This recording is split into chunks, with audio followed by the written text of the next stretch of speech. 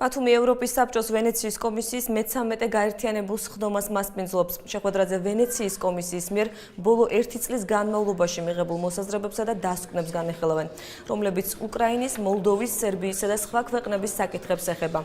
მოსამართლეები ხვალ მინი-კონფერენციას გამართავენ თემაზე საკონსტიტუციო სასამართლოების როლი ეკონომიკური კრიზისების დროს. კონფერენციაში ვენეციის კომისიის 40-მდე წევრი ქვეყნის საკონსტიტუციო სასამართლოების წარმომადგენლები, მართლმსაჯულების ევროპული სასამართლოსა და ვენეციის კომისიის წევრები მონაწილეობენ. ამ მასშტაბის კონფერენცია ბათუმში პირველად ტარდება. იგი გუშინ გაიხსნა და 28 ივნისს დაიხურება.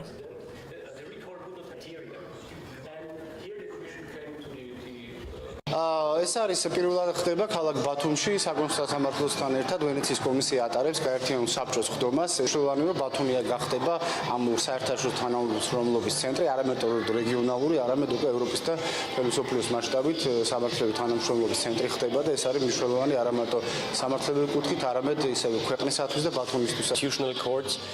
საკონსტიტუციო სასამართლო დღეს არის ძალა, რომელიც აბალანსებს აღმასრულებელ და საკანონმდებლო ორგანოებს და არის გარანტი პატივისცემ და დაიცვან კონსტიტუცია.